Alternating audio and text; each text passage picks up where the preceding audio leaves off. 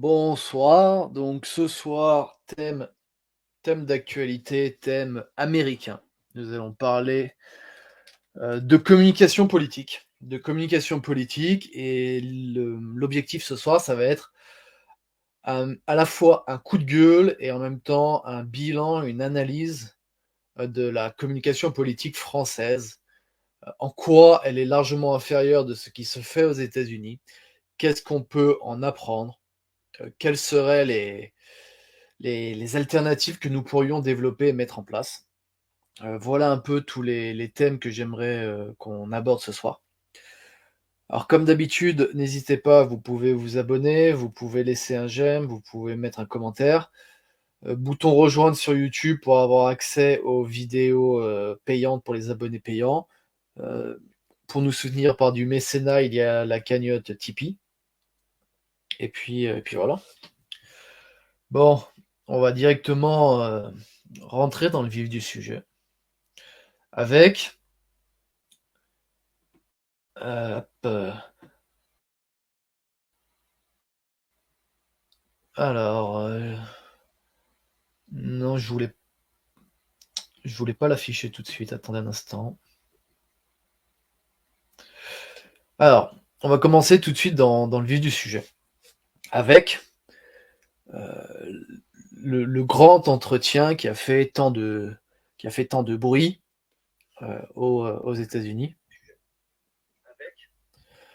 Le fameux face-à-face de 3 heures entre Joe Rogan et Donald Trump. Alors, pour ceux qui ne connaissent pas l'environnement des médias alternatifs américains, Joe Rogan, c'est le commentateur de l'UFC, donc le MMA. C'est lui qui était l'animateur, il y a de cela 10-15 ans, de l'émission Fear Factor aux États-Unis. Donc c'est une personnalité des médias. En ce sens, il a un parcours similaire à Trump, puisque Trump aussi, il avait été connu pour notamment l'émission The Apprentice et pour ses apparitions dans le catch américain à la WWE et de nombreuses présences sur les plateaux télévisés. Et Joe Rogan, c'est l'homme qui a révolutionné le monde du podcast américain. Son émission, donc The Joe Rogan Experience, c'est une émission qui accumule des millions et des millions de vues. C'est un succès phénoménal, c'est le podcast le plus écouté au monde, dans le monde entier. Et donc forcément, faire venir Donald Trump, c'était un événement. Alors évidemment, on se souvient qu'il y a quelques années, Elon Musk était venu sur le podcast de Joe Rogan, donc c'était déjà une ouverture des médias alternatifs, ou plutôt, je vais inverser le propos, c'était plutôt les, les acteurs de la politique qui étaient ouverts à l'idée de participer, d'aller se rendre sur les podcasts alternatifs, sur les médias alternatifs. Avec cette élection, il y a vraiment une grande nouveauté.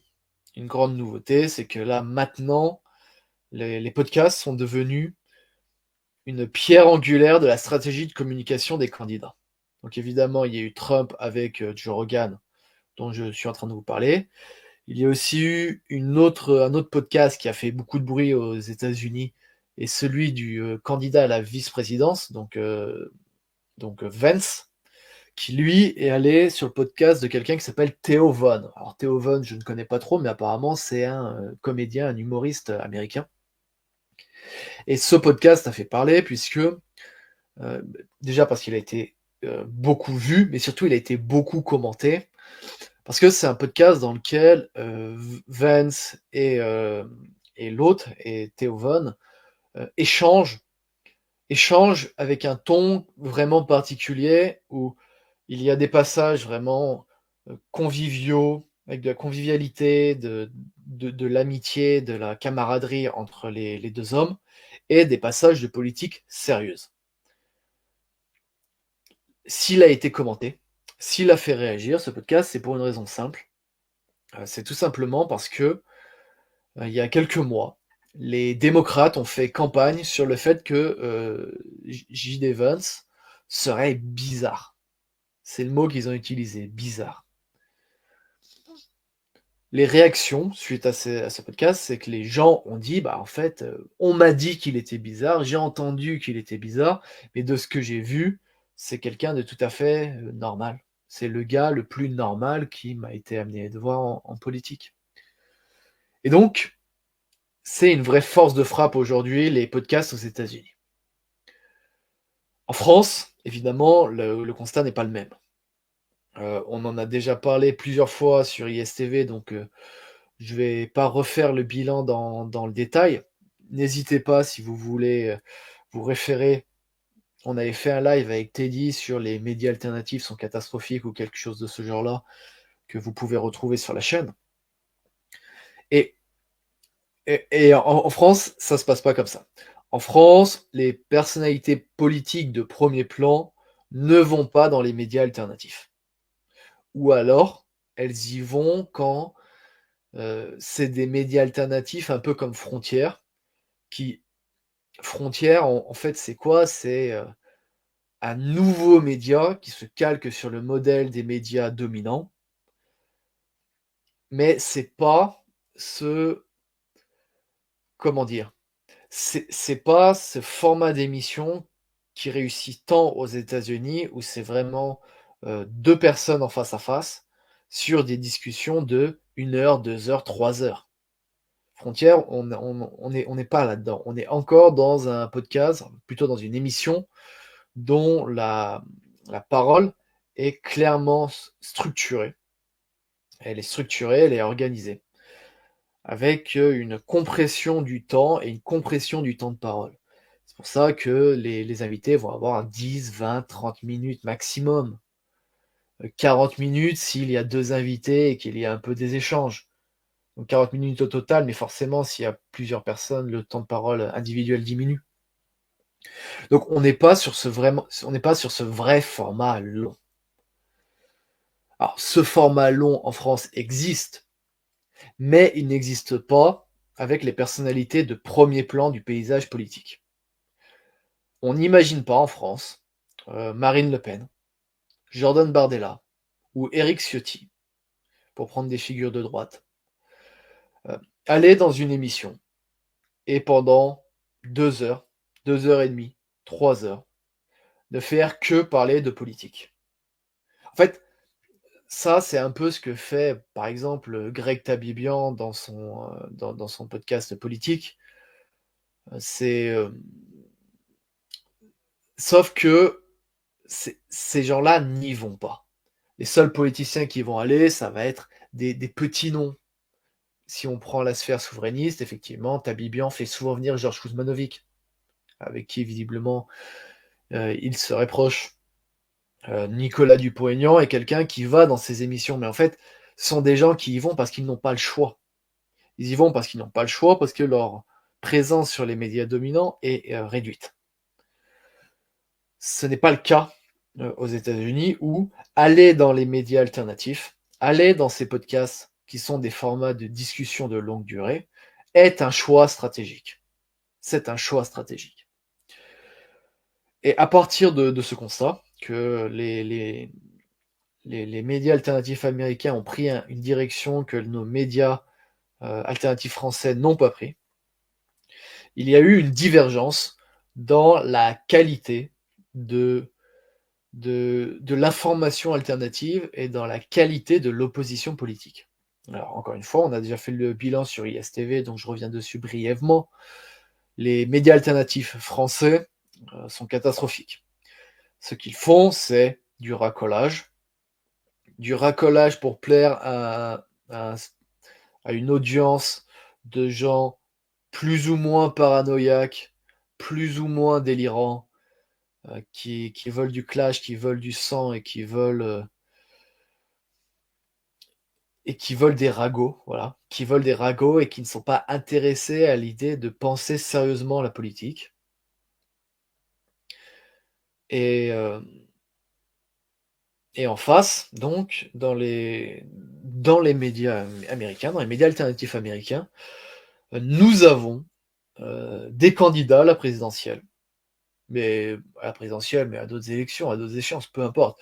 Des figures politiques de premier plan qui se positionnent dans des débats politiques qui sont des débats de fond, qui sont des débats de philosophie politique, qui ont des projets politiques sur la longue durée et qui en discutent et qui en débattent avec des gens qui ne sont pas des journalistes. Parce que ça aussi, c'est quelque chose qui est important. Joe Rogan n'est pas un journaliste, comme je vous l'ai dit. Theo Von, que j'évoquais avant, n'est pas un journaliste non plus. Euh, Tim Pool n'est pas un journaliste non plus.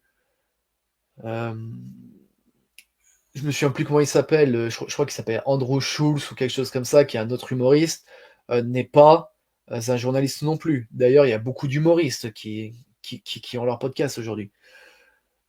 Et ça, c'est vraiment quelque chose, un changement, une rupture dans la manière de faire de l'information. C'est une rupture dans la manière de faire de l'information. Ce sont des politiciens, Trump, Vance, enfin surtout Trump d'ailleurs, qui ne viennent pas du monde politique de Washington. Et les animateurs des émissions, eux non plus ne viennent pas du monde médiatique classique, habituel, traditionnel, dominant américain. Ce changement de ton plaît beaucoup à tel point, on verra un peu les détails, je vous montrerai quelques tweets, quelques informations ensuite, à tel point qu'il y a eu un fait, un événement qui est passé inaperçu en France, mais qui est révélateur. Jeff Bezos, propriétaire du Washington Post. Alors Washington Post, pour vous poser le décor, c'est un média extrêmement à gauche, un média américain extrêmement à gauche. Dans l'idée, c'est le libération américain en un peu plus intelligent. Voilà comment je dirais les choses. Et donc c'est Jeff Bezos, le propriétaire d'Amazon, qui est aussi propriétaire du Washington Post. D'habitude, les médias dominants américains, en tout cas ils l'ont fait en 2016, ils l'ont fait en 2020, prennent position au moment de l'élection. Forcément, vous imaginez, en 2016, la prise de position est en faveur d'Hillary Clinton. En 2020, elle est en faveur de Joe Biden. Donc en 2024, on s'attend à ce qu'elle soit en faveur de Kamala Harris. Et ce n'est pas ce qu'a fait Jeff Bezos. Jeff Bezos a refusé de prendre position en disant que tout un baratin sur l'intégrité journalistique, qui est évidemment une fumisterie, puisque son média est l'un des pires il fait partie de ce qu'il y a de pire en termes de soumission au pouvoir, en termes de connivence. Donc, c'est un discours hypocrite. Mais c'est pas le discours qui est important. Ce qui est important, c'est la décision. Jeff Bezos ne prend pas parti pour le Parti démocrate. De la même manière, Mark Zuckerberg, alors ça c'était il y a plusieurs mois, face au Congrès américain, s'est dédié. Il a reconnu le rôle de Facebook en 2020 dans la censure de la plateforme Facebook en lien avec l'élection présidentielle. Il a reconnu son erreur, il s'en est excusé. Alors encore une fois, il ne faut pas le croire, c'est pas sérieux. Quand il s'excuse, c'est pas sérieux, il n'a pas de vrai regret. Non. Ce que fait Mark Zuckerberg, ce que fait Jeff Bezos, c'est simplement qu'ils ont compris que le pouvoir est en train de changer de main aux États-Unis. Il est en train de changer de main pour la raison que je viens d'expliquer. Donald Trump et son équipe, n'avaient pas accès aux médias dominants. Qu'est-ce qu'ils ont fait? Ils sont passés par les médias alternatifs. Et ils ont fait succès d'audience sur succès d'audience. Ils ont enchaîné les millions de vues, à tel point que l'engouement a suivi, le public a suivi, l'électorat a suivi, et tôt ou tard, les médias dominants ont été obligés de faire face à un dilemme. Soit ils prennent le pli ils suivent la nouvelle direction politique américaine, soit ils restent dans l'ancienne direction, mais le risque pour eux, c'est de disparaître à terme. Voilà le choix aujourd'hui euh, auquel sont confrontés les médias dominants américains. Notamment, comme marqueur de ce choix, Jeff Bezos a notamment fait savoir qu'il cherchait pour le Washington Post des éditorialistes conservateurs. Autrement dit, il veut diversifier la ligne politique de son journal. Il ne veut pas uniquement des éditos de journalistes progressistes, gauchistes.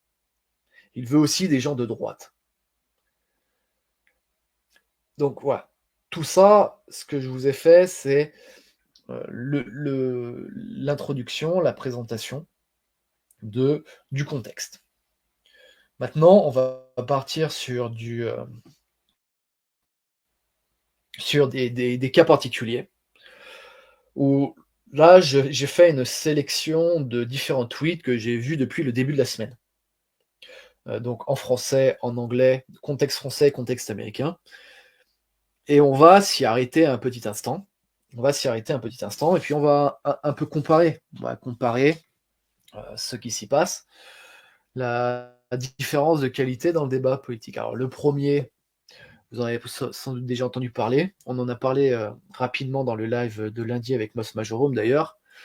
La gauche, donc là ici une écologiste, a fait voter un amendement qui est pour que les pères versent la pension alimentaire aux mères, y compris quand c'est la mère qui a la garde des enfants. Tandis que la mère, elle, ne paie pas d'impôt sur la pension alimentaire qu'elle reçoit. Donc là, on est de la part de la gauche face à un clientélisme tout à fait classique. Voilà, euh, c'est un impôt genré, donc c'est un impôt pour les hommes, imposé aux hommes en faveur des femmes. Bon bah voilà, très classique. Ça, c'est un peu le baromètre, c'est le niveau du débat politique français. Pendant ce temps, aux États-Unis, il y a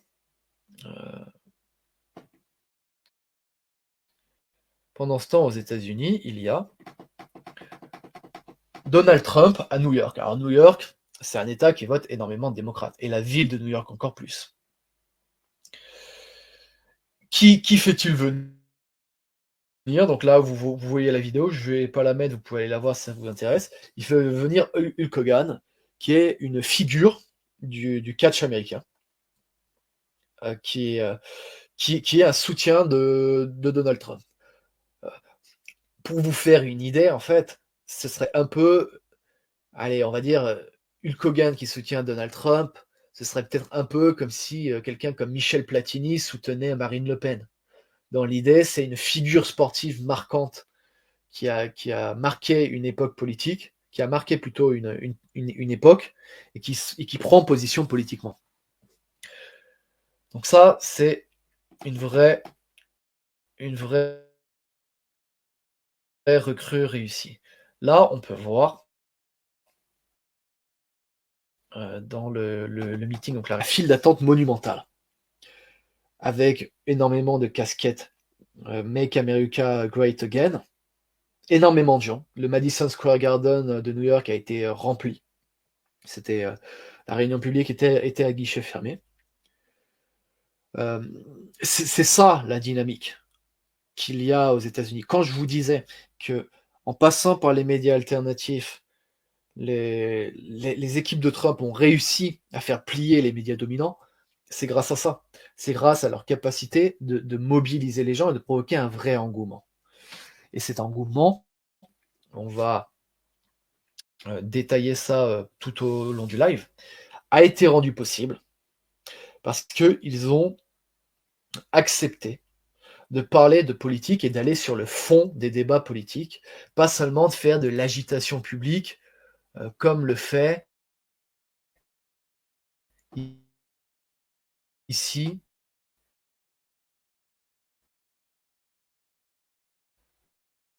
dans le tweet précédent que je vous ai montré. Je me suis perdu, quelle catastrophe, comme le fait l'écologiste.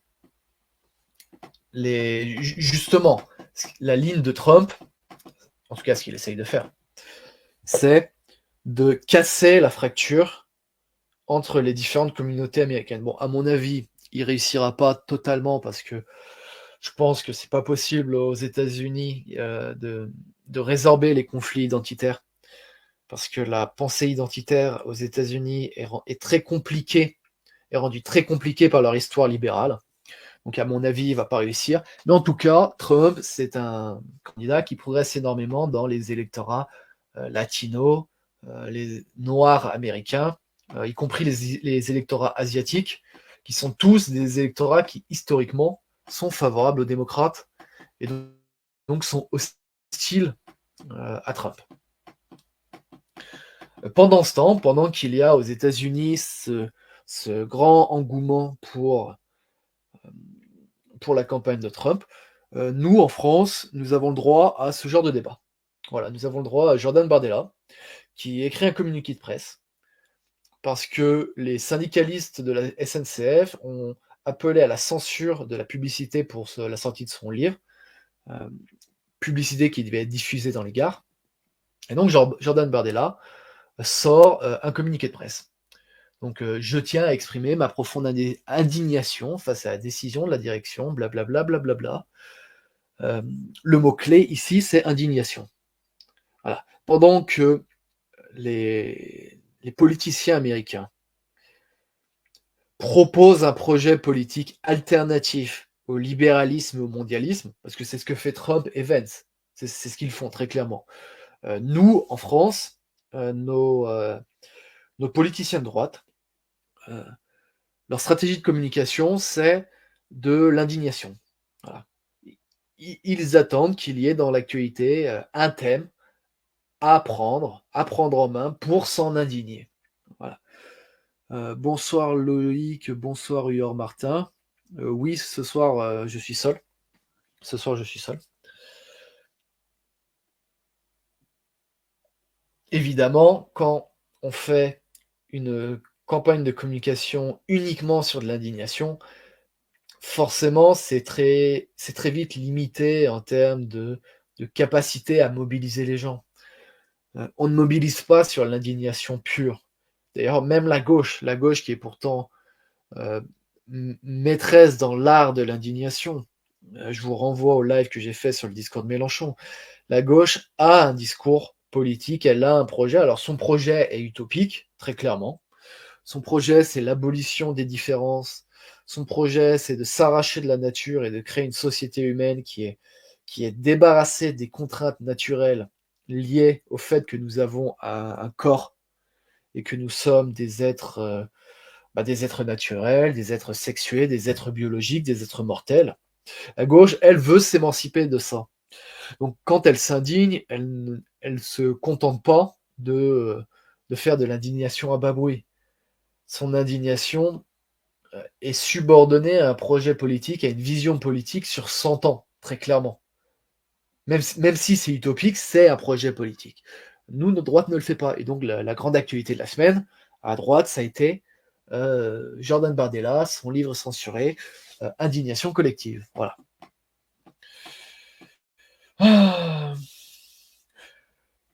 Pendant ce temps, donc effectivement, il y a à l'Assemblée les débats parlementaires qui sont en cours. Bon, autant je trouvais que le RN avait plutôt bien géré la séquence après élection législative, la période de flottement avant que le gouvernement Barnier soit nommé, parce qu'ils avaient été discrets, ils avaient joué leurs cartes pour influencer la nomination du Premier ministre et du gouvernement. Et ils avaient été fins stratèges. Bon, maintenant, depuis que la séquence parlementaire a commencé, que le vote du budget a commencé, bah, je les trouve mauvais. C'est l'objet de ce live ce soir, puisque en fait, ce qu'ils font, c'est uniquement commenter les derniers trucs qui se passent. Voilà. Et dans ce marasme, je trouve que celui qui s'en sort le mieux, c'est Eric Ciotti. Pourquoi? Parce que Eric Ciotti, il a trouvé un créneau, et il s'y tient.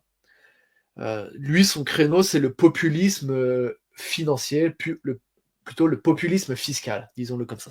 Lui, c'est le populisme fiscal. Voilà. Il y a trop d'impôts, il ne faut pas augmenter les impôts, il faut les baisser. Et donc ici, vous voyez Figaro Vox, il ne faut plutôt que d'augmenter les impôts, supprimons les organismes inutiles comme l'Arcom et le CESE. Bon, ça, c'est la ligne de Ciotti. Mais cette ligne, déjà, en elle-même, est un problème. Car je vous renvoie à ce que je disais au début, et je vois dans le chat que Martin dit, UR Martin dit qu'il ne suit pas du tout la campagne américaine. Dans ce cas, je t'invite, Martin, à aller revoir le début du live, voire même à le voir en différé. On n'a pas commencé depuis plus longtemps. Et comme ça, tu auras tout le contexte que j'ai expliqué au début. Donc Ciotti, lui, il a trouvé son créneau. Ok, très bien. Et justement, Ciotti, c'est un politicien à l'ancienne. Pour lui, Ciotti, c'est quelqu'un pour qui la communication politique, c'est faire passer un message en 2 minutes, 5 minutes, 10 minutes, selon le temps de passage accordé par le média. Donc Ciotti, c'est quelqu'un pour qui la philosophie, la communication politique, sa manière de penser la communication, c'est un message simple, un message clair, et c'est tout. Et donc, c'est ce qu'il fait, populisme fiscal. Et justement, c'est un problème. C'est un vrai problème, puisque ce qui fait la force de Trump et de Vance qui d'ailleurs vient de passer chez Joe Rogan, Boris me le signale dans le chat, je ne savais pas que c'était prévu aujourd'hui qu'il y passe. Donc, ce qui fait leur force, c'est leur capacité à couvrir pendant 2 à 3 heures tous les sujets d'une campagne politique. Tous les sujets d'une campagne politique. Et je vais vous prendre l'exemple de Vance dans l'émission de Theo Von, dont je vous parlais en introduction.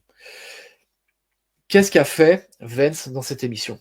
À un moment, ça parle de trafic de drogue, parce que vous savez qu'aux États-Unis, il y a un gros problème avec la consommation d'opiacés. Pourquoi? Parce que les labos pharmaceutiques, tout simplement, ont corrompu les médecins aux États-Unis pour qu'ils prescrivent des antidouleurs addictifs. Et donc, il y a eu une hausse spectaculaire des cas d'addiction, une hausse des morts pour overdose.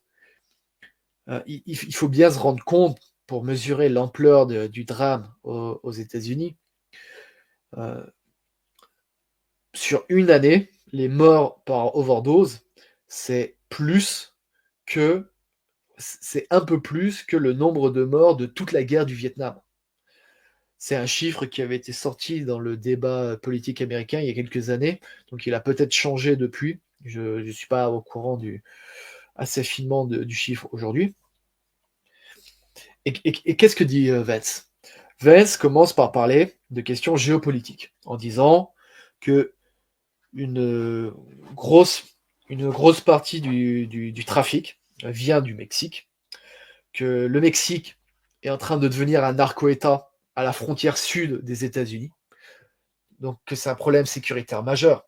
C'est un problème sécuritaire majeur pour une raison toute simple, c'est que déjà, comme la frontière n'est pas protégée au sud, les narcotrafiquants peuvent la franchir et aller faire leurs affaires aux États-Unis, tout simplement.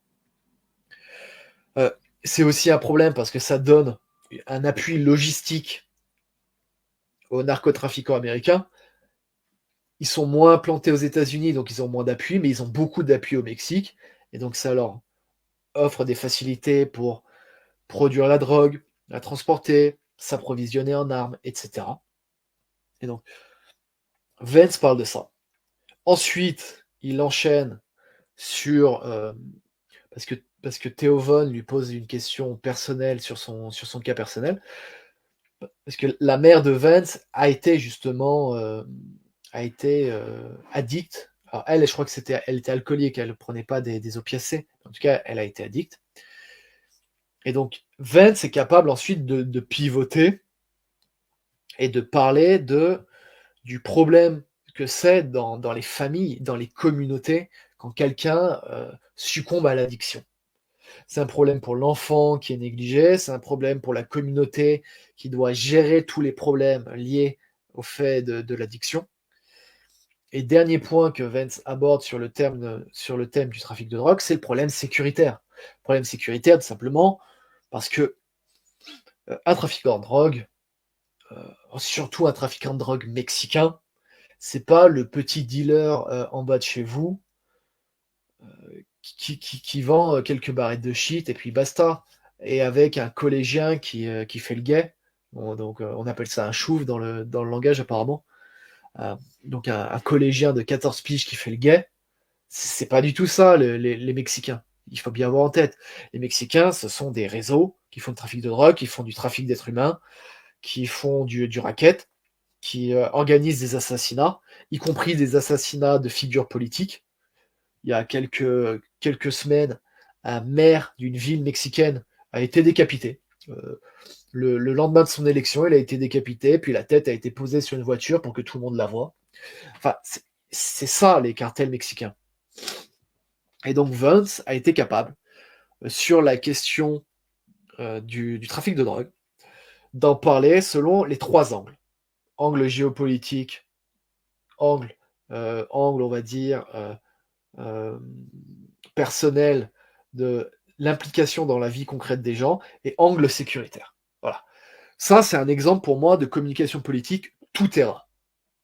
Trump, dans son passage chez Joe Rogan, a fait pareil. Trump a été capable de parler de tout et de rien, y compris par exemple de parler quand il parlait des éoliennes, du problème que les éoliennes, c'est de l'énergie intermittente, ça produit pas de, enfin ça produit mal. Ensuite, c'est une galère pour les enlever quand elles sont en fin de vie, ça coûte très cher. Et donc ça finalement ça tout le bénéfice qu'on a fait en produisant de l'électricité, bah, on le perd en démontant l'éolienne. Et ensuite, un point sur de la biologie qui est que ça occasionne des problèmes dans le cas des éoliennes marines. Parce que les vibrations interfèrent, posent des problèmes avec la vie des animaux marins. Ok. Bon. Trump, il n'est pas biologiste, mais il est capable enfin, du moins, il connaît les dossiers. Et quand il les connaît, comme Vance, sous plusieurs angles différents. Et donc, il est capable d'en parler sous plusieurs angles différents. Et donc, Vance chez Theo Von, Trump chez Joe Rogan, c'est 2 heures et 3 heures de communication politique tout terrain. Bon, ben voilà. Ciotti, lui, c'est l'exact contraire. Boris me fait savoir dans le chat, Theo Von est un comique très redneck. Donc, redneck, c'est l'équivalent de beauf, originaire de Louisiane, qui parle beaucoup aux populations du sud des États-Unis. Bon, voilà, moi je connaissais pas cet homme, mais voilà. Donc,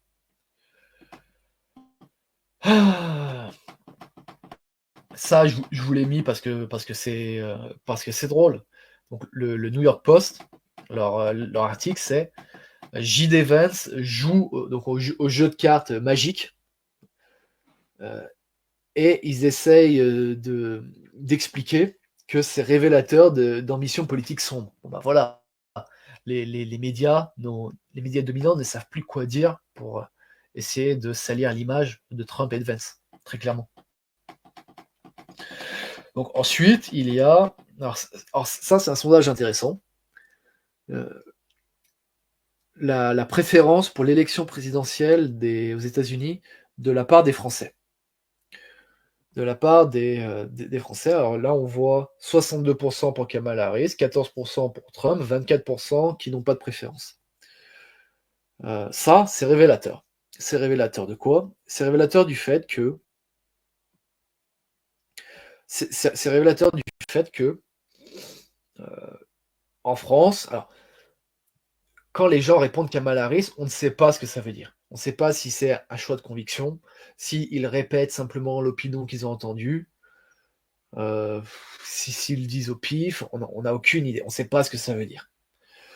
En tout cas, la réponse c'est qu'ils disent Kamala Harris plutôt que Trump.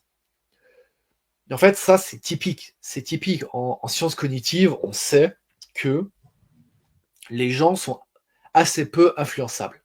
Contrairement à l'idée reçue, les gens sont très peu influençables. En revanche, ce que je viens de dire n'est vrai que dans un cas très précis. Les gens sont très peu influençables sur des thèmes et des questions auxquels ils s'intéressent. En revanche, des questions qui ne les intéressent pas vraiment, des questions qui ne les préoccupent pas vraiment. C'est là que l'influence joue. Moi, quand je vois ce sondage, je l'explique comme ça. Je l'explique comme ça. Je pense que la plupart des Français n'en ont rien à faire de l'élection présidentielle américaine. On leur dit que Trump est méchant, Harris est gentil. Ils s'en fichent, ils répètent Trump est méchant, Harris est gentil. Fin de l'histoire, ils s'en fichent. À mon avis, c'est ça que ce sondage nous révèle. Les gens s'en fichent.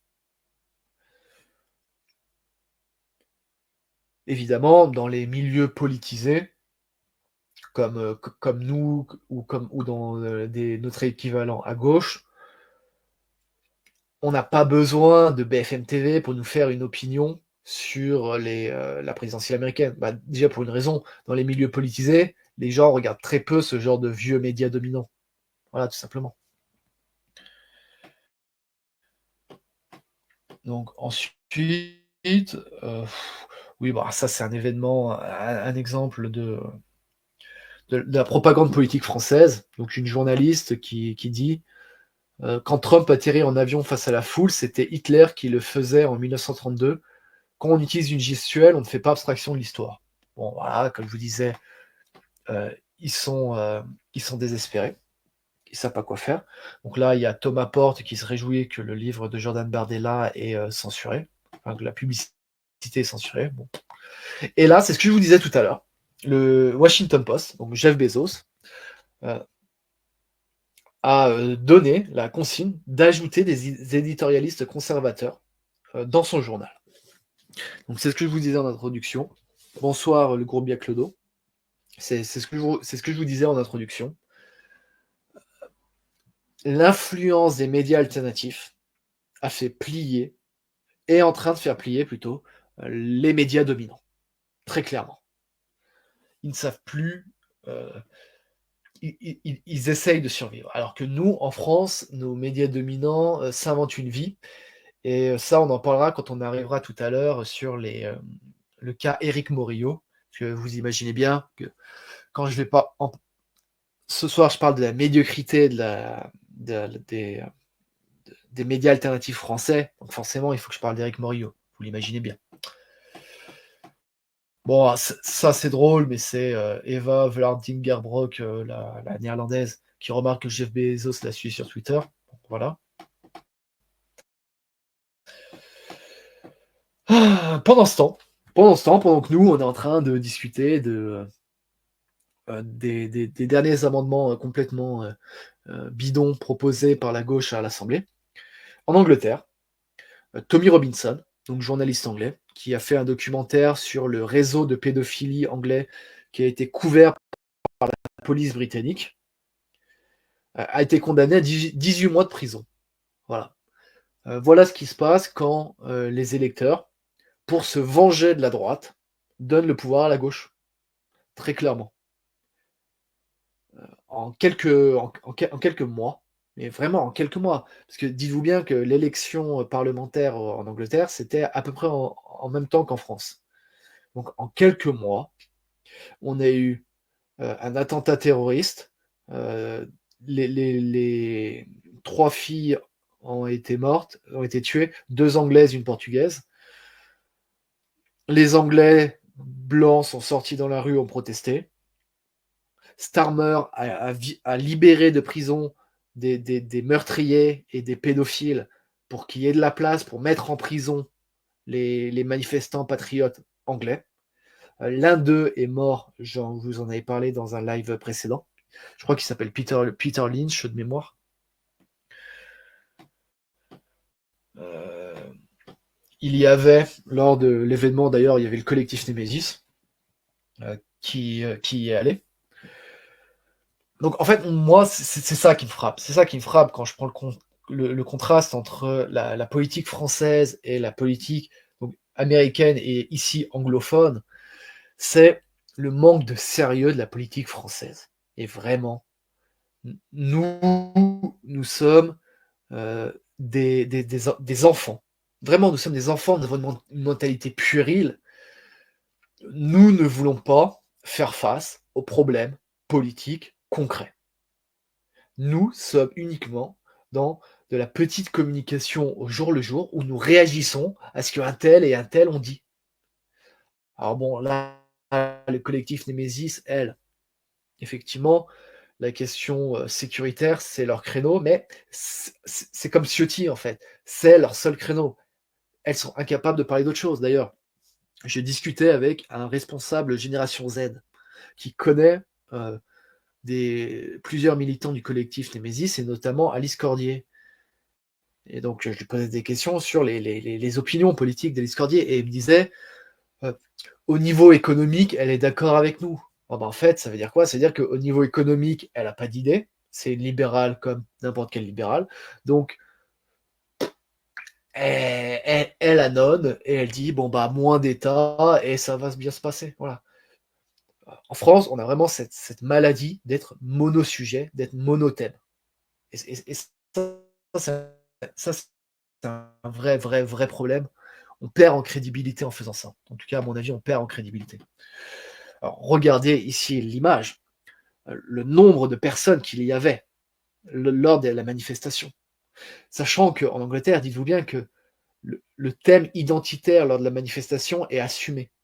C'est pas comme le RN en France, qui se gauchise pour essayer de plaire de plus en plus à l'électorat. Là-bas, le thème identitaire est assumé. Et d'ailleurs, politiquement, Nigel Farage, vous savez, Nigel Farage, cette icône des souverainistes français, sauf que les souverainistes français, et surtout les souverainistes de gauche, oublient de vous dire, oubli innocent, j'imagine, pure coïncidence, ils oublient de vous dire que Nigel Farage est revenu en politique sur la question migratoire. Nigel Farage est revenu en politique parce que Boris Johnson a trahi sur la question migratoire. Sous son mandat, pendant ses années en tant que Premier ministre, il y a eu une explosion de l'immigration légale et illégale en Angleterre, au Royaume-Uni.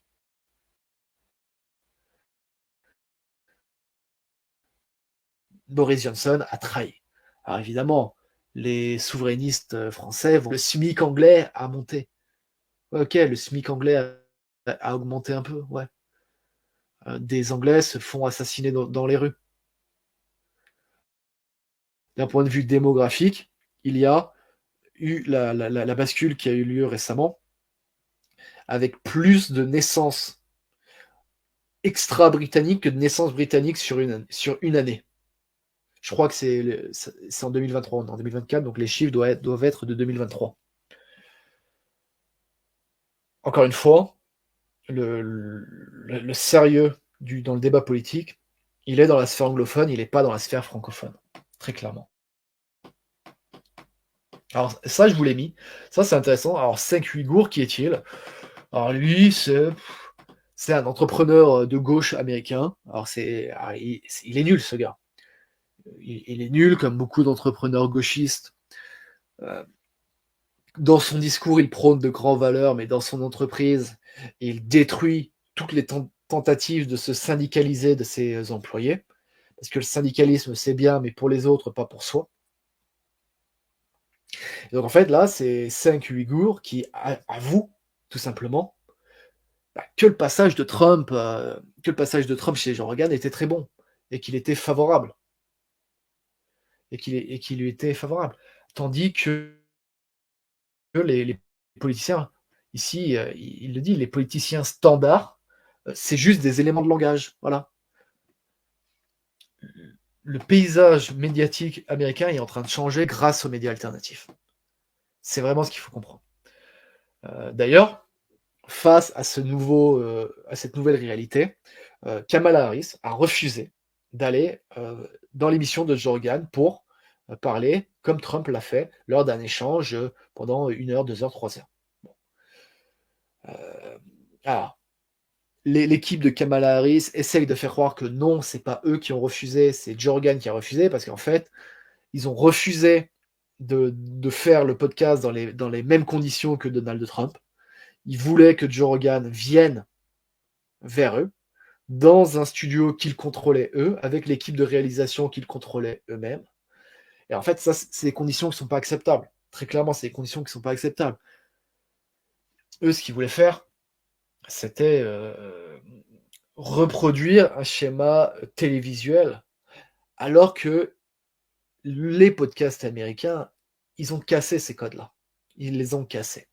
Maintenant, un peu et vous allez le voir dans les années à venir aux États-Unis, un politicien qui voudra être élu, devra connaître les sujets. Il pourra plus s'en sortir avec des éléments de langage, puisqu'il devra, en exercice de communication, s'exprimer sur, pendant plusieurs heures dans des podcasts de ce genre-là. Ce qui est un excellent signe pour le débat d'idées, très clairement. Donc voilà, ici, c'est ce que je vous disais, Kamala Harris a refusé. Alors voilà, un autre exemple de cette petite politique française qui repose sur de l'indignation. Voilà, on s'indigne. C'est la seule chose qu'on sait faire, on commente l'actualité. Bon, ici c'est Marion Maréchal qui a réagi parce que Yacine Bellatar est allé rencontrer le roi du Maroc en survêtement. Bon. Euh, Yacine Bellatar en survêtement. À un moment, Macron, ça fait 7 ans qu'il est là. Les gauchistes, on les connaît. On sait que ce sont des racailles. Est-ce qu'il y a besoin, euh, tout le temps, à chaque fois, d'en faire des tonnes, d'en faire des caisses? Dire que les gauchistes sont des racailles et qu'ils s'habillent en survêtement, je suis désolé, ce n'est pas un projet politique. On va en parler tout à l'heure. Marion Maréchal a donné un entretien à Valeurs Actuelles. Bon, bah, c'est tiède, c'est mièvre. Elle ne dit rien, quoi. Elle ne dit rien. Et c'est à peu près la constante de la communication politique de la droite française. Elle ne dit rien. Ici, un exemple de ce que je vous disais. Donc, euh, par rapport à l'édito de Jeff Bezos, ce sont dans le monde de la tech, donc le monde de la technologie américaine, les, les dirigeants qui s'identifient plutôt à gauche, plutôt à droite. Et donc on voit que, par exemple, en 2020, en 2008, 2012, 2016, 2020, la bosse bleue est beaucoup plus élevée. Il y a beaucoup plus de dirigeants qui s'identifient de gauche que de droite. En 2024, ça a basculé et c'est devenu une légère majorité pour la droite. Exemple concret du fait que les médias alternatifs américains sont en train de faire plier les médias dominants et sont en train d'imposer un changement de ligne politique. Bon, là, Marine Le Pen, pareil. Bon, Marine Le Pen, alors, la réaction de Marine Le Pen, je vais pas forcément la condamner, dans le sens où elle met pas l'accent sur le survêtement, tatati tatata. Euh, Elle met l'accent sur le fait que Bellatar, c'est un islamiste, tout simplement. Bon. Là, on est déjà sur un angle politique un peu plus intéressant que la politique de Yacine Bellatar en survêtement. Huor Martin pose la question, est-ce qu'aux États-Unis, il y a un plus fort taux de participation chez les boomers que chez les jeunes? Alors, euh, aux États-Unis, à peu près comme partout, effectivement, les vieux ont tendance à voter, comme comme ils le faisaient quand ils avaient 20 ans. C'est un peu un problème. Mais c'est pas ça le vrai clivage aux États-Unis. Le clivage générationnel n'est pas leur clivage marquant. Pour eux, le clivage marquant, c'est vraiment le clivage identitaire. C'est les blancs, les noirs, les latinos, les asiatiques, et aussi un clivage nouveau depuis 2016, les femmes. Parce qu'il faut pas oublier que les femmes votent majoritairement à gauche aux États-Unis. Alors, c'est celles qui votent le plus à gauche, ce sont les femmes noires, mais même les femmes blanches votent plus à gauche que les hommes blancs. Donc, ça va plutôt être ça les vrais clivages aux États-Unis. Si je devais faire une hypothèse là-dessus, je dirais que c'est tout simplement parce que les vieux, eux, ont vécu à une époque où ils étaient dépendants des médias. Ils étaient dépendants des médias dominants. Ils ont appris à regarder les CNN, euh, CNN, ABC, etc. Ils ont appris à regarder les vieux médias dominants. Or, comme ces vieux médias sont obligés d'infléchir un peu leur ligne, ça casse quand même l'influence. C'est comme ça que je le verrais, mais bon. Bon, là, un autre exemple de grand n'importe quoi. Le RN a été fondé par des collabos, tatati tatata, on en a l'habitude.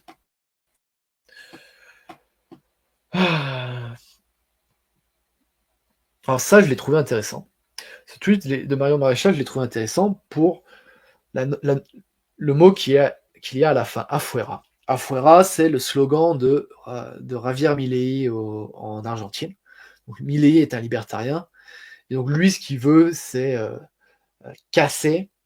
En fait, il veut faire ce que Ciotti proposait tout à l'heure, mais en plus radical, casser tous ces organismes étatiques qui contrôlent la vie des gens et qui font n'importe quoi.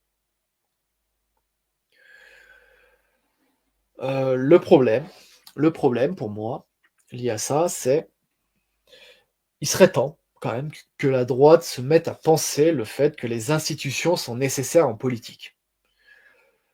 Vous n'aimez pas, vous, à droite, que la gauche contrôle le CNRS, la plupart des universités, etc. Ok, je l'entends. Moi aussi, ça me gêne. Moi aussi, ça m'agace. Pourquoi n'avez-vous pas, depuis 40, 50 ans, formé des intellectuels? Pourquoi n'avez-vous pas travaillé le débat des idées? Parce qu'à un moment, on en revient à ce que je dis. L'indignation, ça va 2 minutes. Mais si on veut remplacer la gauche, il faut proposer une alternative à la gauche.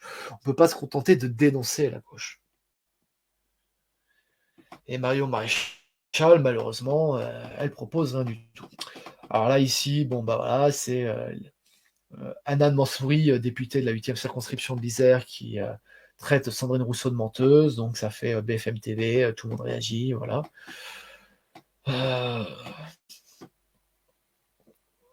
Charles Consigny, oui, il est évident que la seule chose qui nous sauvera, c'est un millier français. Donc voilà, en France, on est obligé de se référer à des figures étrangères. Mais d'ailleurs, même moi, je le fais. Mais parce que nos politiciens français, ils ne font pas le travail, tout simplement. Donc on est obligé d'aller voir Milley pour dire qu'il faut un peu casser la mainmise de l'État sur l'économie. Il faut aller voir Trump pour dire ah mais le protectionnisme, vous avez vu, c'est bien. Il faut aller voir Trump et Vance pour dire ah mais vous voyez, en termes de communication politique, on n'est pas obligé d'être tiède, d'être lisse, d'être mièvre. Voilà, on est toujours obligé de se référer à l'étranger parce que nos politiciens français ne veulent pas faire le travail politique de fond. Ils ne veulent pas avoir une pensée politique, ils ne veulent pas penser le fait politique. Ils ne veulent pas penser ce que ça veut dire dans une société que de s'organiser pour résoudre les conflits. Ils ne le veulent pas. Et un exemple de ça, c'est cette question épineuse qui détruit le pays depuis Mitterrand, la question identitaire. Ici, c'est ce que je vous disais tout à l'heure. Là, donc, c'est au moment de l'attentat de Sport cet été en Angleterre. Donc ici, bon, c'est un gauchiste qui nous explique que le meurtrier est un chrétien né de parents rwandais. Ok, très bien. Sauf qu'aujourd'hui, bon, ici c'est Amy Gallagher qui le dit, mais après il y a plein d'autres personnes qui l'ont souligné.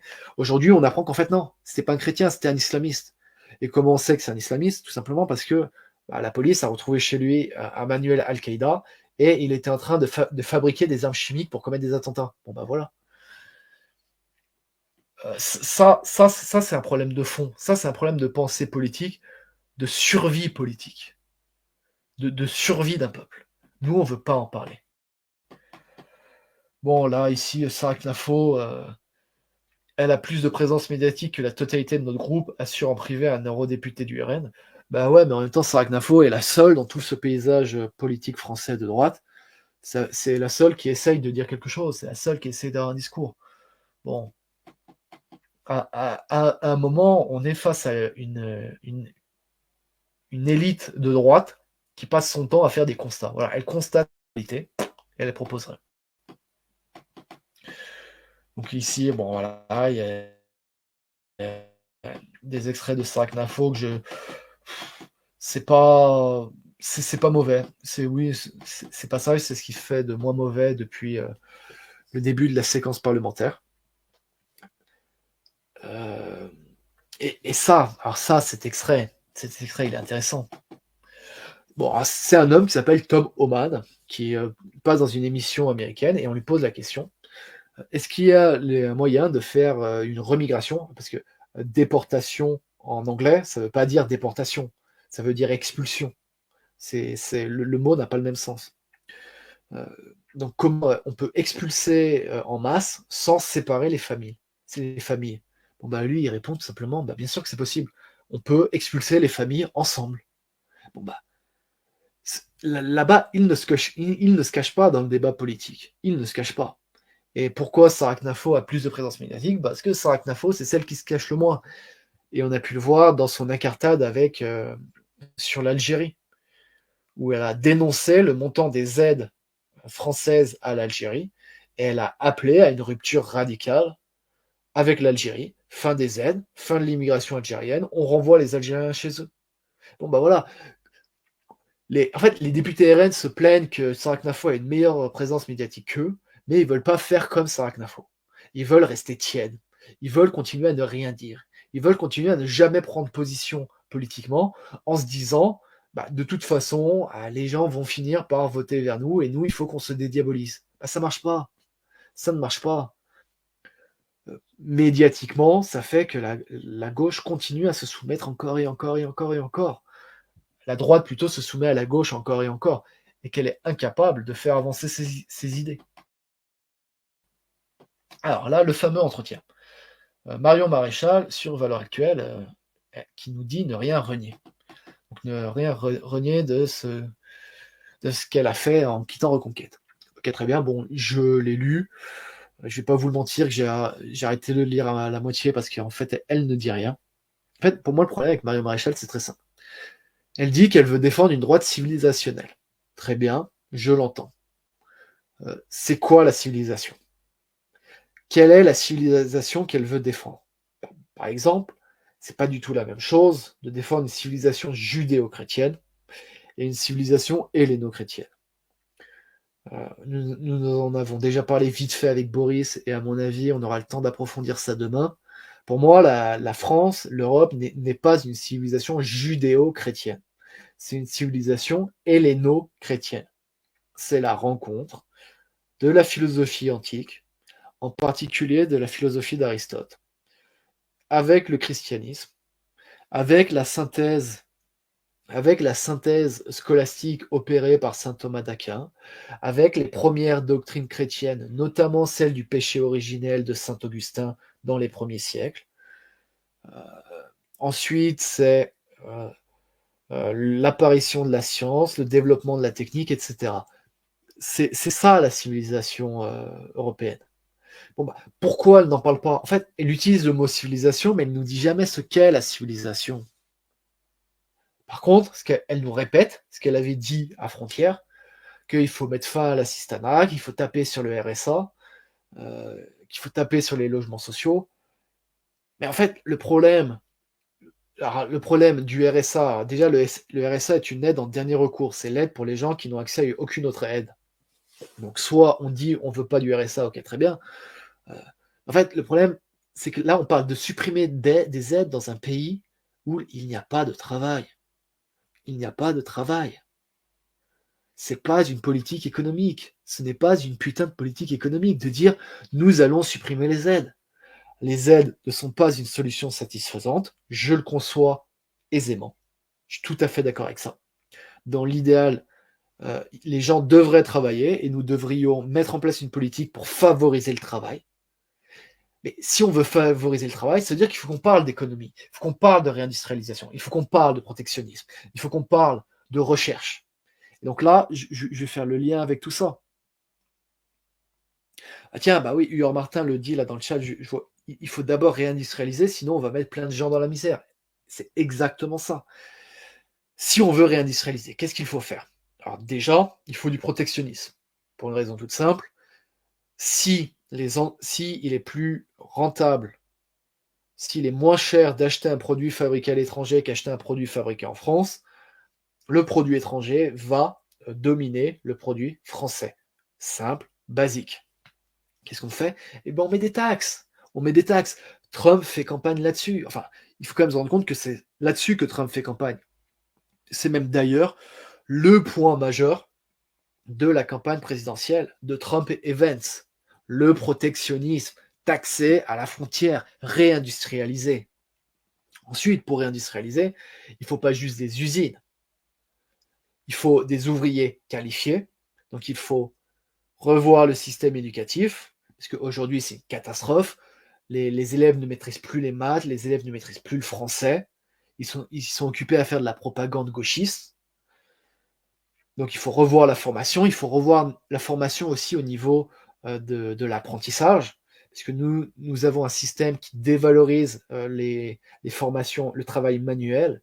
Il faut le revaloriser. Il faut des ingénieurs. Donc, ça, c'est ce que je disais avant. Il faut que le maths français, il faut que ce soit maîtrisé. Il faut que les bases soient acquises. Il faut de la recherche. Donc, il faut que les universités tourneront. Il faut que des choses comme le CNRS. Bon, le CNRS, c'est plus pour les sciences humaines, vous me direz, mais quoique non, pas que. Mais quelque chose comme le CNRS, il faut que ça tourne, quoi. Ça suffit que nos meilleurs scientifiques français aillent à l'étranger parce qu'ils ont des meilleurs salaires, parce qu'ils ont des meilleures conditions de travail, parce qu'ils ont davantage d'opportunités de carrière. Ça suffit. Nous vidons de nos forces vives en, en, exportant, en exportant nos profils les plus géniaux et nous importons des illettrés du tiers-monde et nous voulons faire tourner une économie comme ça. Mais c'est pas possible. Pourquoi Marion Maréchal ne parle pas de ça? Pourquoi elle parle du RSA? Pourquoi elle prend la tête avec le RSA? C'est aberrant. C'est pas une politique économique. Donc, elle nous parle pas de civilisation, mais elle annonce le mot comme ça. Pour l'économie, elle a que le RSA à la bouche. Elle est incapable de parler d'économie dans l'ensemble d'une stratégie économique. C'est catastrophique, voilà. C'est catastrophique. Je suis désolé. Puis en plus, rien qu'au niveau de l'esthétique, euh, on en avait parlé avec Ludovic Blanco, pour lui, et je suis d'accord avec lui, l'esthétique est redevenue quelque chose d'extrêmement important en politique. En tout cas, c'est plus important que ce que ça a été à une période. Regardez-moi cette couverture, elle est catastrophique. Je ne renie rien. Ses choix et ses combats, sa trajectoire et son avenir. Marion Maréchal face à son miroir. Voilà, le miroir, narcissisme. Narcisse qui regarde son reflet dans le miroir. C'est l'époque de la légèreté en politique est finie. Nous vivons un temps de crise. Un temps de crise, c'est un temps qui est caractérisé par de vrais problèmes. Il faut des politiciens qui répondent aux problèmes. Cette époque de la communication où les gens n'avaient pas vraiment de problème dans leur vie, donc pour faire de la politique, il suffisait de montrer qu'on était proche, qu'on compatissait, qu'on avait de l'empathie et tout ça. Elle est finie, elle est finie. Et ce que beaucoup de gens ne comprennent pas en France, c'est que le succès de Trump aux États-Unis, il est lié grâce à la politique de Trump. Les gens votent pour la politique de Trump. Ils votent pour le protectionnisme, pour la douane, pour les frontières, pour les expulsions des immigrés, pour la fin du trafic de drogue, pour une politique sécuritaire. Les gens votent pour la politique de Trump. Et derrière, le spectacle, la communication se rajoute à ce socle programmatique pour lequel les gens votent. C'est un petit plus. Mais nous, on veut pas avoir ce socle. Nous, on veut juste le petit plus. On veut juste faire cette communication à l'ancienne. Mais c'est dépassé. C'est dépassé. Et ce que je dis est d'autant plus regrettable que on en a parlé en live avec Boris. Moi, j'ai rejoint le parti de Marion Maréchal. Et d'ailleurs, j'ai pas l'intention de quitter son parti.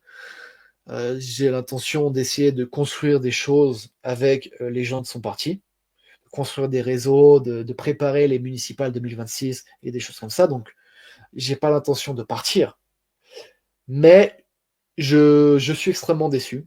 Parce que je m'attendais, et peut-être naïvement d'ailleurs, qu'en en partant de Reconquête, elle arrêterait de faire du Zemmour sans Zemmour. Parce que le RSA, je suis désolé, c'est une lubie de Zemmour. Je vois pas pourquoi Marion Maréchal se positionne là-dessus. Si elle a créé son parti, l'intérêt de son parti, c'est de parler d'identité et de civilisation. Marion Maréchal, on ne l'attend pas sur les questions économiques. Alors, effectivement, moi, j'aimerais qu'elle soit tout terrain. J'aimerais qu'elle soit capable de parler civilisation, identité, éducation, industrie, sécurité, économie.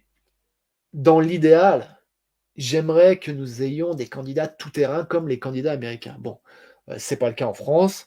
En France, on est encore, chacun a son petit thème qui est sa marque, par laquelle on le reconnaît. Ciotti, c'est le populisme fiscal.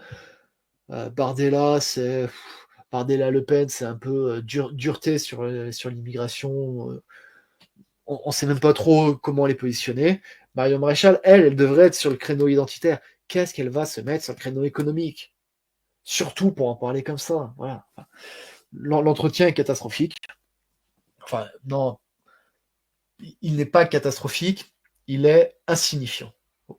Voilà, le jugement est plus juste. Ne pas le lire ne changerait rien. En fait, le contenu de l'entretien, il est résumé là par la couverture. Nous n'y apprenons rien, sinon les petits états d'âme de Marion Maréchal. Mais, euh, mais en fait, ça fait pas un programme politique. Il faut vraiment qu'on se le mette dans la tête, ça ne fait pas un programme politique. Hop. Ah oui. Donc ça, bon, Éric Zemmour qui disait qu'elle souffrait du syndrome de la femme battue avec Jordan Bardella. Bon, c'est d'une vulgarité sans nom de la part de Zemmour, mais bon, qu'est-ce que vous voulez? Donc là, bon, c'est le syndicat Sudrail qui se réjouit de la censure. Enfin, et Éric Ciotti qui réagit. Bon, enfin voilà, c'est ce que je disais. Euh, on réagit aux petits trucs.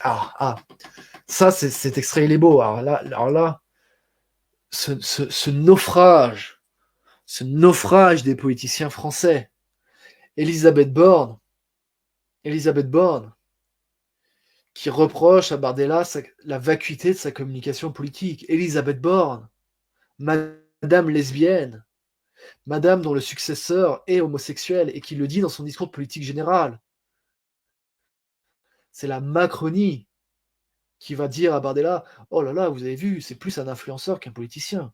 Et ces gens-là sont nés avant la honte. Enfin, c'est une analyse gauchiste catastrophique. Donc là, vous voyez le tweet que j'ai écrit, silence boumeuse. Les gens votent RN car ils en ont marre de l'immigration et de la sécurité. Donc ils votent pour des raisons programmatiques. Ils ne sont pas idiots au point de voter Bardella car ce dernier boit du café et promène son chien. Parce qu'en gros, c'est ce qu'elle lui reproche dans le vidéo. Elle reproche à Bardella de se montrer sur TikTok en train de boire du café et de promener son chien. Non mais, franchement, c'est pas le gouvernement Macron qui a élevé l'orientation sexuelle comme un argument comme un programme politique, c'est pas eux qui vont nous parler de la vacuité de la communication en politique. Respectez-vous, taisez-vous. Je vais prendre un peu vos réactions avant de continuer. Alors, euh, ce qui est dingue, c'est que le RN est toujours perçu comme un parti d'extrême droite, effectivement. Euh, Ça m'énerve ce truc de judéo-chrétien. Ouais, je suis d'accord avec ça. Il faut d'abord réindustrialiser, sinon on va mettre plein de gens dans la misère, ça je l'ai déjà lu.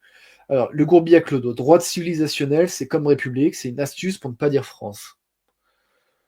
Euh, le Gourbi à Clodo, n'hésite pas à détailler un peu ton opinion, j'ai envie d'en savoir plus avant de te répondre. Huard Martin, sortie de l'euro, financement de projets industriels par la Banque de France. Bah, bon, à la base, on est une chaîne souverainiste, donc on peut en parler, mais oui, totalement. Dès qu'on veut avoir une politique concrète, une politique globale, une stratégie politique, la question de la sortie de l'Union européenne se pose nécessairement. Nécessairement. Le fait que la question de la sortie de l'Union européenne ne soit pas dans le débat politique est, à mon avis, une conséquence du fait que nos politiciens ont des discours superficiels et que nos politiciens n'ont pas de programme à mettre en avant. S'ils avaient un programme à mettre en avant, ils seraient obligés de se positionner sur la question européenne. C'est parce qu'ils sont dans le flou qu'ils peuvent éviter cette prise de position. Donc pour moi, c'est un problème. Mais je précise, pour moi, la sortie de l'Union européenne n'est pas un programme en soi. La sortie de l'Union européenne, c'est un moyen pour mettre en place un programme politique. L'important, c'est le programme politique. C'est pas la sortie de l'Union européenne. Tout ce qu'on peut faire sans sortir de l'Union européenne, il faut le faire sans sortir de l'Union européenne. Tout ce qu'on peut faire dès maintenant en restant dans l'Union européenne, il faut le faire dès maintenant. Il faut qu'on arrête de croire au grand soir. Non, la sortie de l'Union européenne ne sera pas le grand soir. Demandez aux Anglais. Ils en sont sortis. Et eux, ils n'avaient même pas la monnaie commune. Ils en sont sortis, ça n'a pas résolu leurs problèmes. Parce qu'il faut faire le travail de fond derrière. Il faut faire le travail de mettre en avant et de propulser au pouvoir une élite alternative. Ce qui veut dire être capable d'avoir des techniciens pour tous les médias, tout le service public, tous les médias du service public, d'avoir des administrateurs un peu partout, d'avoir des assistants parlementaires, d'avoir des conseillers, d'avoir des ministres, etc. Il faut propulser toute une élite alternative. Or, on ne peut pas propulser cette élite si on refuse de faire de la politique, si on refuse le débat d'idées, si on refuse de mettre en avant des programmes, si on refuse de débattre sur des mesures concrètes. Voilà. Loïc, on exporte les génies et on importe des sauvages. Tout à fait d'accord. C'est Huor, Martin. C'est un réflexe pavlovien de bourgeoisie de droite. Je suis d'accord. Euh, encore Huor, Martin. On n'est pas en crise. On a des maladies chroniques qui font une forme aiguë de temps en temps. J'ai pas compris le message. La formulation est bizarre. Loïc Granger. Il faudrait refaire cette expression. Ils, ils sont. Ah, ils ne sont pas nés avant la honte. Ils sont la honte. Oui, pourquoi pas. Huor, Martin. C'est peut-être le contraire, c'est à cause de l'UE qui ont un programme superficiel. Non, non, non, non, non, non, non. Il ne faut pas inverser la cause et l'effet. Aujourd'hui, la question de l'UE ne se pose pas parce qu'on n'a même pas le courage d'affirmer nos convictions. Tout simplement. Parce que la sortie de l'UE, c'est une question de volonté politique.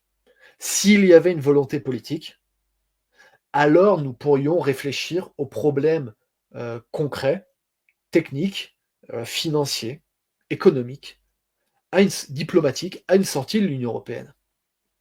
Mais comme il n'y a pas de volonté politique, eh bien, on ne se pose pas la question de la petite tambouille. On ne se pose pas la question de comment on fait la sortie de l'Union européenne. Parce qu'on n'est que dans l'exercice de communication. Donc on n'a pas besoin d'aller se prendre la tête avec les problèmes de fond. Il ne faut pas inverser la causalité. C'est parce que notre communication est superficielle que notre politique est superficielle. S'il y avait des débats de fond, on serait obligé, les politiciens seraient obligés de se mettre à niveau. C'est ce que je vous disais en introduction. En passant par les médias alternatifs, Trump et Vance ont fait plier les médias dominants. Donc en parlant de politique de fond, ils réussissent à imposer leurs idées dans le débat. Donc arrêtons de croire que l'Union européenne est un carcan dans lequel on ne peut rien faire. C'est faux. On peut déjà commencer à faire des choses dans l'Union européenne. Et pour sortir de l'Union européenne, il faut d'abord commencer à faire des choses, et notamment défendre un programme de droite avec, du point de vue économique, un certain libéralisme, dans le sens où il faut euh, redonner une place légitime aux mécanismes de marché, redonner une place aux mécanismes de prix dans la régulation des échanges commerciaux, arrêter avec toutes ces institutions qui nous imposent des normes et des contraintes ubuesques. Donc il faut faire ça. Par contre, cette politique, cette économie de marché doit être encadré dans une politique protectionniste où on punit les importations étrangères pour favoriser la réindustrialisation en France, pour faire revenir de l'industrie, pour faire revenir des compétences. Il faut évidemment rehausser les salaires, augmenter les salaires, très clairement. Il faut davantage payer le travail. Il faut... je me suis perdu dans mon film, mais c'est pas grave. Ah oui, je disais qu'il fallait un peu de libéralisme, mais un libéralisme qui est encadré. Du point de vue des mœurs, il faut sortir du progressisme.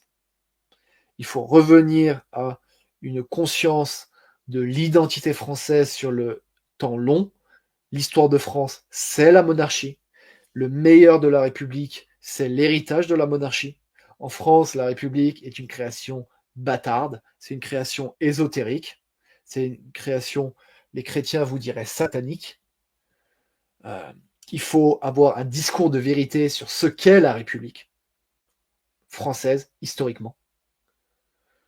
Ses trahisons et ses massacres. Voilà, il faut se positionner. Il faut se positionner. Le Gourbi à Clodo. Droite civilisationnelle, ça renvoie à la civilisation européenne et donc quelque chose qui dépasse la France. C'est une façon de moins parler de la France et dire de façon subtile qu'on accepte la tutelle européenne. Alors, je suis d'accord avec toi, mais c'est vrai parce que on ne parle pas de civilisation autrement que comme un cache-sexe de l'Union européenne. Si on parlait de civilisation, et peut-être que demain on aura un peu le temps d'en parler avec Boris, si on parlait de l'influence de la scolastique, de l'influence du christianisme. Si on parlait de ça, on pourrait parler de civilisation de manière intelligente, de manière pertinente. Voilà, c'est tout.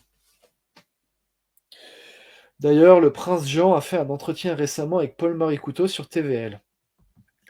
Le prince Jean, à chaque fois que je l'écoute, il dit jamais rien de bien intéressant.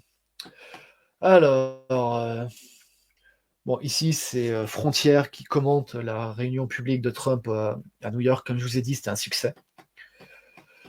Alors, oui. Alors maintenant, on va faire un peu un petit coup de gueule sur tous ces droitards qui s'inventent une vie. Et donc ici, nous avons Romain Maréchal. Donc nous allons l'écouter, l'extrait n'est pas là. Bah, c'est là où justement le camp national a finalement assez paradoxalement un grand coup d'avance, c'est que finalement nous réussissons à exister, à vivre et à nous développer sans 1 euro d'argent public. Donc imaginez demain, avec les 6% de déficit, les plus de 3 000 milliards de dettes, que finalement on décide d'arrêter de subventionner, pardonnez-moi, mais des navets qui font quasiment, très peu d'entrées au cinéma et qui sont surtout bourrés d'idéologie. Et je peux vous garantir que c'est un raz-de-marée qu'il va y avoir dans la société française. Et je ne parle pas seulement du basculement du pays. Voilà. Maréchal, lui, il est content. Alors lui, il est content. Pour lui, la droite est en train de gagner le combat des idées. Pour lui, la droite est en train de gagner la guerre de l'information. Mais dans quel monde vit-il? Dans quel monde vit-il? Enfin, je ne sais pas si vous vous rendez compte que nous sommes euphoriques parce que Frontières existe et que ça nous sort du marasme qui était devenu les médias alternatifs français. Alors que Frontières, je suis désolé, je reviens au début du live, Frontières, c'est un très bon média, aucun problème, mais les codes, c'est les codes des vieux médias. Nous n'avons pas pris le pli des nouveaux médias Internet.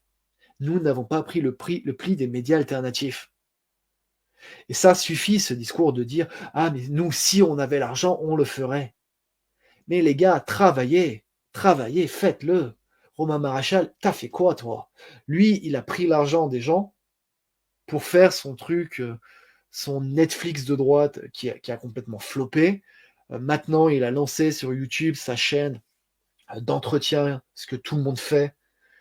Sauf que tout le monde le fait, mais on reste dans de l'entre-soi de droite. Voilà. Il n'y a jamais, comme Joe Rogan peut le faire aux États-Unis, qui a été la raison du succès de son émission, de faire des entretiens plateaux, mais avec tout le monde et toutes les idées différentes, y compris des idées complètement marginales. Par exemple, je me souviens, j'avais écouté Jorgan qui avait invité un gars qui parlait que les pyramides, c'était une création extraterrestre ou quelque chose comme ça.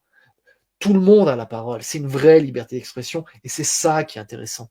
C'est ça qui est intéressant, qu'il y ait un vrai débat. Le formatage de la communication, c'est fini. Aujourd'hui, nous avons des problèmes sérieux, donc il faut parler sérieusement et aller au fond des questions pour résoudre les problèmes. Et nous, on s'invente une vie et on croit qu'on a réussi. Mais on n'a pas réussi, on n'a pas gagné, on perd. On perd, on perd, on perd et on continue à perdre. Et les législatives en ont été la preuve. Parce que nous, en France, contrairement aux États-Unis, on perd sans fraude électorale. Ou alors, s'il y a fraude électorale, elle est suffisamment discrète, suffisamment mineure pour ne pas être évidente. Là-bas, aux États-Unis, 2020-2022, les républicains ont, entre guillemets, perdu à cause de la fraude électorale. Et 2024, parce que 2024, peut-être que Trump va perdre. Attention, j'ai pas dit qu'il allait gagner. Si il n'y avait pas de fraude électorale, il aurait gagné à tous les coups. Mais il va y avoir de la fraude. Qu'a-t-il mis en place? A-t-il mis suffisamment de choses en place pour empêcher la fraude? Je ne sais pas. Ça, c'est un niveau de détail, de connaissance de la politique américaine que je n'ai pas. Donc on le découvrira au moment du scrutin. Tiens, le Groubier Clodo fait une remarque intéressante. Joe Rogan n'est pas de droite, il avait soutenu Bernie Sanders à une époque. Mais je sais, mais justement, même s'il a soutenu Bernie Sanders à une époque et qu'aujourd'hui il soutient Trump, c'est quelqu'un qui parle avec tout le monde et qui parle de tout et de rien. Et c'est quelqu'un qui est intéressant et divertissant, tout simplement. Parce qu'il a une vraie liberté de ton. Et c'est ça que les gens recherchent. C'est ça que les gens recherchent.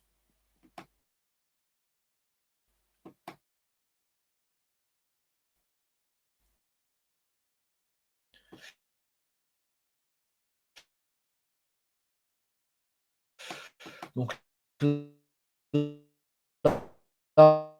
il y a tous les extraits que vous pouvez aller voir sur le Twitter de Frontières.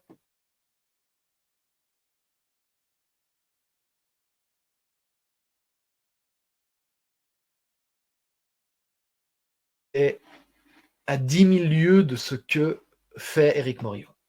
Donc, écoutons-le.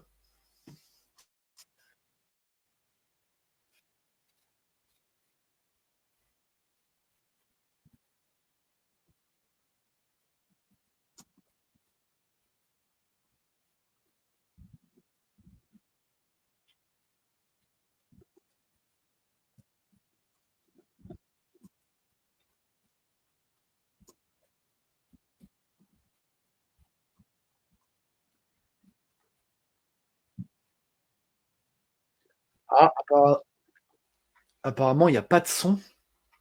Pourtant, tout à l'heure, j'ai mis l'extrait de Romain Maréchal et personne ne m'a dit qu'il n'y avait pas de son.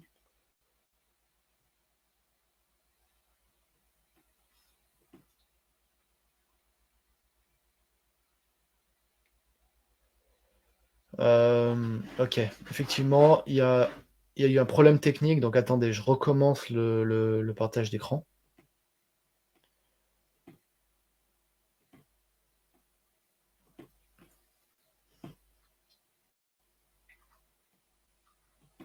Normalement, ça va être bon. Je suis extrêmement fier, si tu veux, d'avoir ouvert cette petite brèche de gens qui sont issus donc de la communauté musulmane et qui sont extrêmement fiers d'être français et patriotes. Et je trouve que dans un contexte où en effet, on le voit bien, où l'amalgame justement est souvent fait, c'est bien de relever qu'il y a quand même quelques personnes et notamment des personnes comme Bassem, Ben le Patriote et j'espère bientôt de plus en plus d'autres qui commencent à relever la tête et à dire comme Bassem le disait au début de l'émission, je crois que c'est pas parce qu'on est de, on va dire d'origine maghrébine et de confession musulmane qu'on est forcément obligé d'être de gauche, voilà. Alors, Éric Morillo, lui, il est tout content. Il a fait son émission avec Bassem, ça a buzzé. Il y a 3 millions de vues ou je ne sais combien. Enfin, il se vante du nombre de vues qu'il a fait, comme François Asselineau. Il n'y avait aucun fond politique, aucune pensée. Il a fait venir un, entre guillemets, musulman patriote. On les connaît, ces gens-là. Ils sont musulmans avant d'être patriotes. Un peu comme les souverainistes de gauche. Ils sont de gauche avant d'être souverainistes. Bien, les musulmans patriotes sont musulmans avant d'être patriotes. Même logique.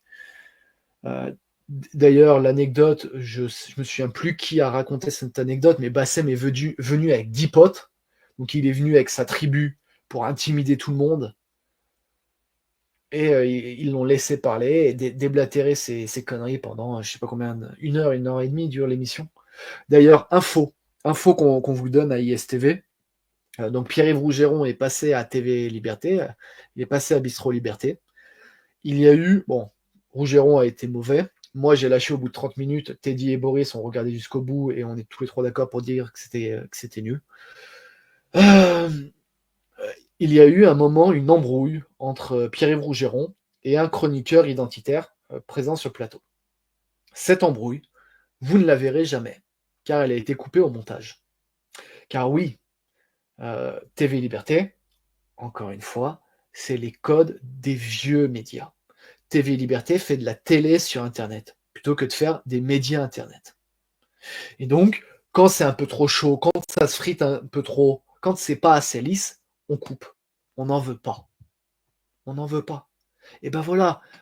Mais que devient TV Liberté? Moi, je me souviens, il y a encore quelques années, ça m'arrivait de regarder TV Liberté. Ça m'arrivait de regarder Bistro Liberté. Mais TV Liberté, même Ligne Droite, à une époque, je regardais, même Radio Courtoisie, à une époque, j'écoutais. Mais tous, aujourd'hui, ce sont devenus des petits vidéastes racoleurs, quoi. Et Éric Morillo en est content, parce qu'il a fait des vues, alors qu'il n'y a aucun fond politique derrière. Avec son émission, Éric Morillo n'a pas fait avancer d'un poil les idées patriotiques et nationalistes en France. Il faut bien l'avoir en tête. Mais lui, il s'en fiche, lui, il est content. Parce que Éric Morillo, il fait partie de ces gens qui n'ont pas de pensée politique. Alors déjà, Éric Morillo, c'est quelqu'un qui ne travaille pas. Il a une équipe de petites mains qui lui écrivent des fiches. Il lit les fiches quand il se réveille fin de matinée après avoir décuvé de la veille. Et donc, il lit la fiche. Donc, ce qu'il connaît du bouquin de ses invités, ça, c'est sur un format A4, voilà. Et c'est ça, voilà, c'est ça, Éric Morillo. Bon, bah voilà, qu'est-ce que vous voulez? Et là-dessus, ça va amener sur un thème que j'ai pas encore évoqué, qui est la question des individualités. Parce que jusqu'à présent, je parle de choses, on va dire, structurelles, de facteurs structurels, de facteurs organisationnels dans les médias alternatifs. Mais ce qui fait aussi le succès des médias alternatifs américains, c'est qu'il y a des individualités fortes qui sont apparues. Joe Rogan, Donald Trump, Vance, évidemment, tous les humoristes qui ont créé leur émission, etc. Elon Musk qui a rejoint. Enfin, voilà, il y a des individualités fortes qui ont eu le courage de se positionner. Nous, on attend encore ces individualités. On les attend encore.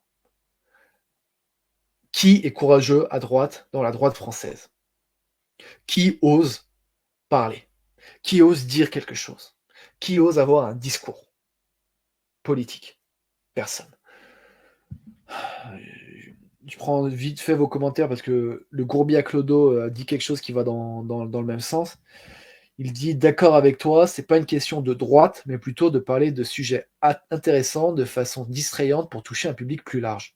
C'est tout à fait ça.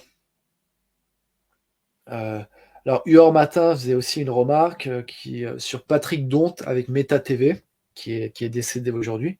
Et ben effectivement, Patrick Donte, c'est peut-être quelqu'un avec sa liberté de ton. En fait, c'est peut-être quelqu'un qui est mort trop tôt. Il est mort trop tôt. S'il avait eu quelques années de plus à vivre, il aurait probablement pu devenir une sorte de Joe Rogan français, avec une vraie liberté de ton et un vrai plateau où il faisait venir Adrien Abozy et Pierre-Yves Rougeron, un pro-maréchal Pétain et un anti-Pétain. Voilà. Le gros Clodo. De toute façon, ils couchent tous ensemble, on dirait, ils se partagent leurs magots. Donc leurs magots, ouais. Enfin, non, mais c'est tout à fait ça. Ils ont trouvé le trésor et puis ils se partagent le trésor. Et ils n'ont pas d'idée politique. Bonsoir Olivier Bilotti.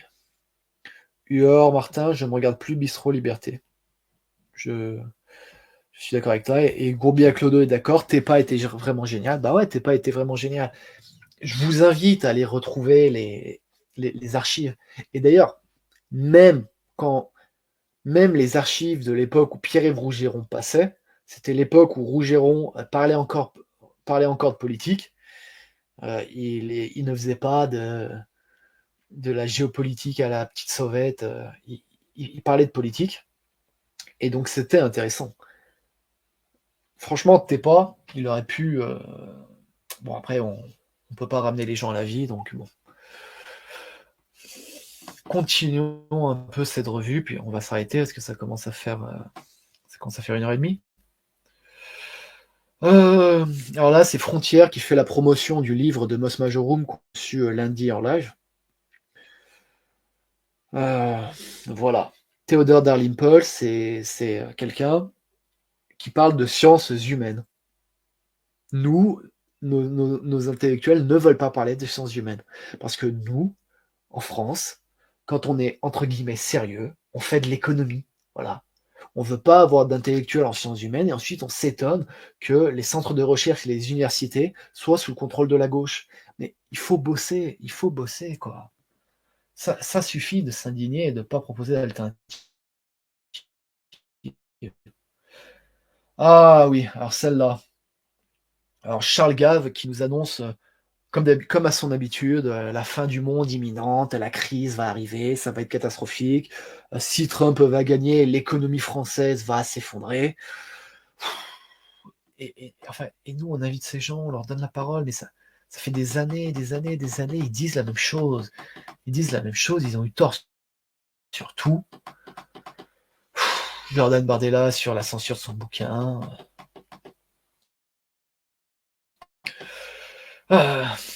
Bon, écoutons ce youtubeur franco-japonais.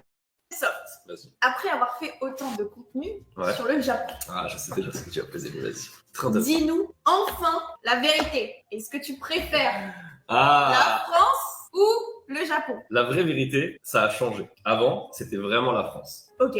Et depuis quelques années, genre, 1 ou 2 ans max, je commence à changer. En fait, je peux pas dire, en grandissant, t'as pas les mêmes besoins, les mêmes envies. Au Japon, en fait, cette tranquillité et ce fait de pouvoir aller à la salle, revenir, aller au resto, sans à te soucier de « Ah, ma trottinette, elle va se faire voler. Ah, faut que je ferme la maison, sinon je vais me faire cambrioler. Ah, mon téléphone vient dans ma poche dans le métro. » Bah, tout ça, en fait, au cumul, ça n'existe pas au Japon. Et ce truc-là, en fait, ça, je me rends compte dans mes déplacements, dans ma vie quotidienne, parce que j'ai vraiment la chance, une des rares personnes, je pense, à avoir vraiment un quotidien au Japon et en France, et je vois trop la différence. Au Japon, tu vois, je vais à la salle de sport, tout le monde me voit arriver avec ma trottinette, je la laisse là pendant 2 heures. Ça bougera pas. Je pourrais partir, genre la laisser, mais genre 2 jours, ça changerait rien. Ouais. Je donne l'exemple de la trottinette parce que je me la suis fait voler en France, et je me la suis fait voler genre chez moi. Genre c'est des gens, ils ont sauté la barrière de chez moi, ils ont pris la trottinette et ils sont partis avec, tu vois.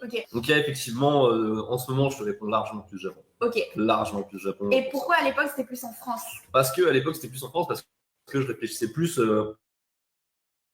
Déjà, je le voyais pas autant. Je le voyais pas autant ce décalage-là, et aussi parce que je m'imaginais plus. J'aime beaucoup le côté bon vivant, le côté liberté, et moins dans les codes stricts, etc. du Japon, tu vois. Alors que maintenant, justement, le côté strict, je le sens toujours, mais tu le vois différemment. Je le vois différemment, je le vois moins, et surtout, il est plus léger qu'avant. C'est vrai qu'à l'époque, tu vois, j'étais en plein dans les administrations pour la maison, pour les trucs, etc. T'as vu vraiment le mauvais du Japon. Ouais, tu vois, je voyais vraiment tout le mauvais du Japon en pleine face en même moment, alors que maintenant que ça s'est stabilisé, que j'ai plus ce truc-là, et qu'en plus maintenant pour le boulot, j'ai un fixeur qui littéralement s'occupe de toutes les relations avec les Japonais pour les tournages. La vie est tranquille. La vie est belle, hein. T'es team Japon maintenant? Je suis team Japon maintenant, je suis plus team Japon. On te juge pas, surtout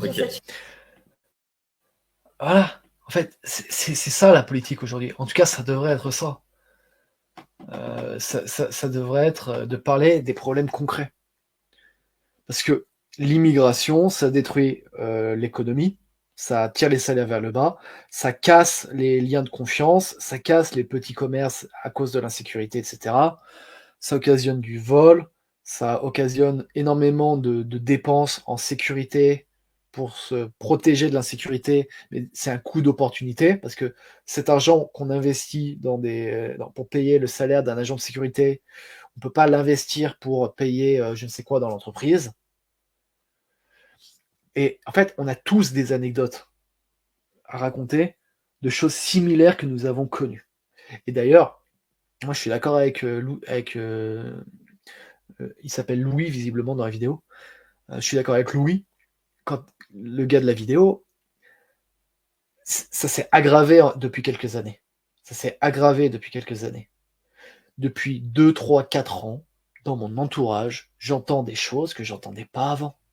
Il y avait déjà des problèmes. Il y avait déjà des problèmes. Mais ça s'est vraiment accéléré. Le Covid a été une rupture. Nous avons fait rentrer le chaos dans notre civilisation, dans notre société. Et aujourd'hui, nous en payons le prix. Et nous n'assumons pas de dire que nous voulons revenir dans une société où il y a de l'ordre, où il y a de la confiance, où il y a des règles. Et les gens qui n'obéissent pas les règles, il faut les punir. Mais ces règles ne doivent pas être des règles aberrantes, ça ne doit pas être des règles répressives. En fait, avoir des règles n'implique pas de réduire la liberté. Ça, c'est une fausse idée que les libéraux nous ont mis dans la tête. Parce qu'en fait, on peut très bien avoir des règles et une morale, et ensuite, on nous laisse tranquille, on nous laisse faire ce qu'on veut. Mais il faut qu'on ait cette base d'être d'accord dans une manière de vivre, de partager une manière de vivre commune. Ça, c'est la politique d'aujourd'hui. Défendre le mode de vie à la française. Vous croyez que Trump et que Vance ne défendent pas le mode de vie à l'américaine? Bah, s'ils le défendent. Et je vais vous montrer quelques photos de Trump. Alors là, oui, Macron qui compare Al-Andalus, il fait l'éloge d'Al-Andalus, donc la colonisation arabe, la colonisation musulmane en Europe. Mais en fait, Macron, il sait qu'il n'est plus pertinent, donc maintenant, ce qu'il va faire jusqu'à la fin de son mandat, c'est qu'il va provoquer. Il va faire des déclarations comme ça, il va provoquer pour nous énerver, comme n'importe quel psychopathe qui a perdu le contrôle et qui donc essaye de reprendre le contrôle. Voilà. Il va provoquer et il va escalader verbalement parce qu'il n'a plus les moyens de le faire politiquement. Voilà, c'est tout. À un moment, il serait temps qu'on apprenne. Voilà, qu'on apprenne et qu'on arrête de s'étonner que Macron soit Macron après 7 ans. Ça devient lourd, vraiment. Ça devient lourd de la part de la droite française. Bon, après, je dis ça. Donc là, ici, c'est Marion Maréchal. Elle a raison de faire un tweet où elle rappelle historiquement ce qu'est Al-Andalus. Le tweet de Marion Maréchal, précisément, je l'apprécie.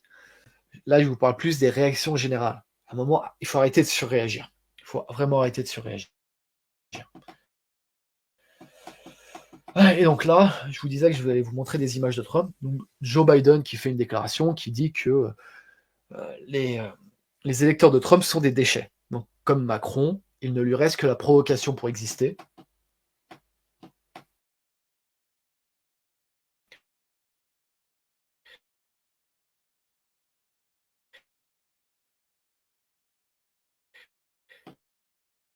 Et si on va un peu plus... Ouh là là, il y a... va sur scène en tenue d'éboueur pour défendre les Américains. Pour défendre les Américains qui travaillent. Vous souvenez, vous l'avez probablement vu, les images de Trump à McDo. Je les ai pas mises de côté, donc je vais aller vous les chercher pour vous les montrer.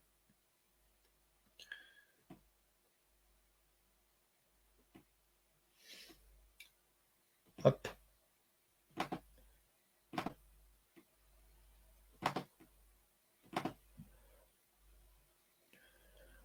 Donc voilà, Trump à McDonald's, qui sert des frites, qui fait le service aux clients, qui salue les journalistes depuis l'extérieur. Alors, on va me dire que c'est de la mise en scène. Oui, c'est de la mise en scène, mais en fait, cette mise en scène, elle marche, elle est efficace, parce que quand Trump s'habille comme un travailleur de McDonald's, qui s'habille comme un éboueur, le cuisinier de McDonald's et l'éboueur savent que Trump s'intéresse vraiment à eux, parce que politiquement, son programme tient compte de leurs intérêts. Ce genre de communication est beaucoup plus efficace quand derrière, il y a une base solide, et que la communication, c'est pas juste du vent. Franchement, Trump-Vance, c'est en termes de communication politique, de modèle, on devrait s'en inspirer tous les jours. Donc, ici, là, c'est Vance qui dit qu'il a fait l'émission avec Joe Rogan, comme le disait tout à l'heure Boris. Regardez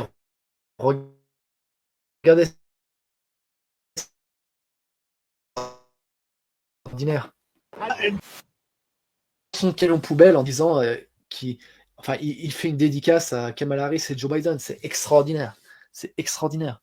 Quand vous mettez la communication politique en parallèle du programme politique, et ben forcément ça marche. Forcément. Pendant ce temps, Frontière recrute Georges, le vidéaste de droite, pour faire un peu des revues d'actu humoristiques. Oui, d'accord, mais en fait, les revues d'actu humoristiques, c'est quotidien. C'est quotidien de droite. Moi, c'est pas ça que je veux.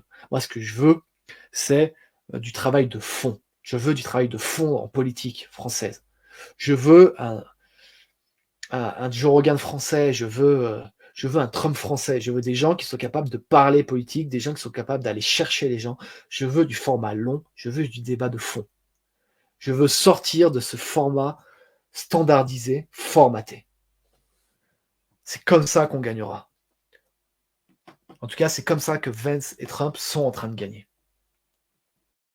Hop. Après, le reste, c'est sur Andalous, on va pas...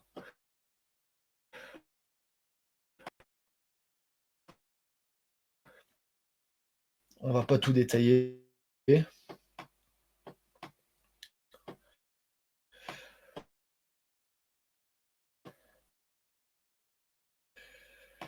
Murillo qui se vante, voilà, c'est ça, je vous parlais.